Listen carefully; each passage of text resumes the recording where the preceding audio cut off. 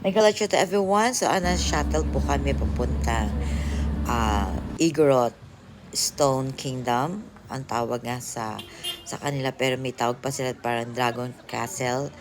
I forget na. So, that time po hindi pa matao, pero usually daw pag peak season ay matao dyan. So, talaga mahaba din ang pila.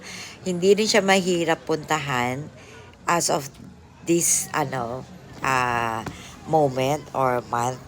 Ewan ko lang pag Holy Week na po. Ang ganda po niya. Ang may-ari po daw niya ay Pinoy na kinopya daw yan from United Kingdom. So, nagustuhan ng Pinoy kaya dinala dyan. So, I don't know kung ang mga Igorot ang gumawa niya o meron silang hinire ng mga foreign people para magawa ang isang amazing tourist spot talaga. Worth it po ang biyahe. At worth it din po ang pag-akyat.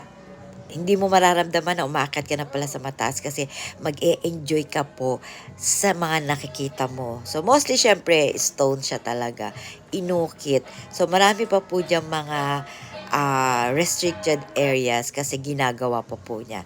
So foggy that time, malamig. So although naka-sleeveless ako dahil pag yung lakad-lakad mo, pag akyat mo, hindi mo na masyado mararamdaman yung lamig.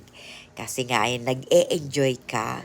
So mas maganda sana kung hindi siya ganun kaulap para mas makita pa yung talagang paligid no Igorot Stone Kingdom. Parang I think if I'm not mistaken, parang Dragon Castle. Ayan, Dragon Treasure Castle like that. So, ayan, maganda rin yan. Nagkataon na hindi rin matao. Parang makita mo yung mga unique creations na ating makatutubo. If I'm not mistaken. So, papicture mo na si Lakbiker. At ang aming si CJ Mapping ay ayan, magta-try kami na Igorot costume. Siyempre, hindi mawawala yan. Sabi nga, pag nagpunta ka sa Baguio, dapat gawin mo yan. Kundi parang hindi ka punta sa Baguio. Siyempre, pink na kabayo para sa akin at ginaya na aking unika iho. Pony lang po yan, violet naman daw sa kanya kasi walang dark horse dyan sa lugar na yan. Okay? So, hindi na sumakay si Lakbiker. Labing-labing po na kami.